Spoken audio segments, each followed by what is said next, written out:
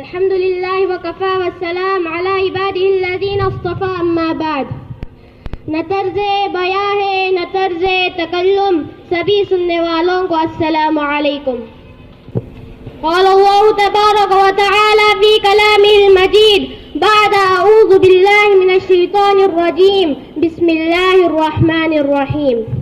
ومن الناس من يشتري لهو الحديث ليضل عن سبيل الله بغير علم ويتخذها هزوا أولئك لهم عذاب مهين.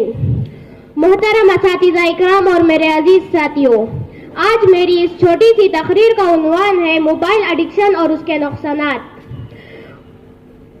میں نے آپ کے سامنے سورہ لقمان کی آیت نمبر 6 کی تلاوت کی، جس کا مفہوم ہے اور لوگوں میں سے کوئی ایسا بھی ہے جو باتوں کا کھیل خریدتا ہے تاکہ جانے بغیر اللہ کے راستے سے گمراہ کرے، اسے ہنسی مذاق یعنی انٹرٹینمنٹ بنائے.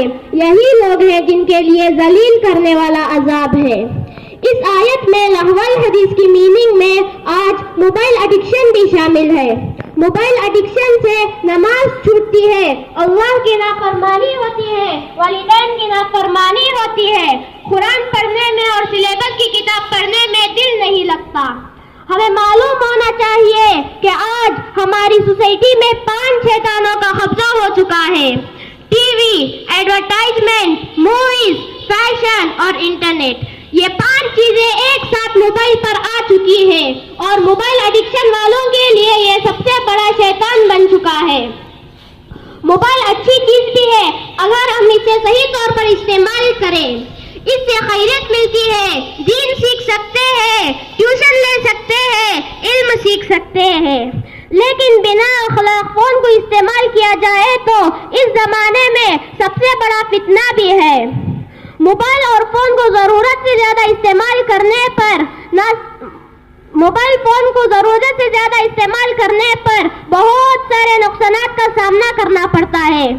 اس سے ایمان خراب ہوتا ہے، دل گندا ہو جاتا ہے، آنکھ خراب ہو جاتی ہے، دماغ پر اثر پڑتا ہے، اخلاق تباہ و برباد ہو جاتے ہیں. موبائل ایڈکشن سے نماز چھوٹ جاتی ہے جو کہ کفر ہے. شارٹس اور ریلز دیکھنے سے جھوٹ اور فحش مزاج پیدا ہو جاتا ہے. ہمارے پیارے نبی حضور اقدس صلی اللہ علیہ وسلم نے ارشاد فرمایا، اچھا انسان اسلام کی نشانی ہے کہ وہ بیکار چیزوں کو چھوڑ دے. آئیے اپنے آپ کو موبائل ایڈکشن سے بچائے اور اپنا وقت اچھے کاموں میں لگائے. اللہ تعالیٰ سے دعا ہے کہ اللہ تعالیٰ ہم سب کو کہنے سننے سے زیادہ عمل کرنے کی توفیق عطا فرمائے.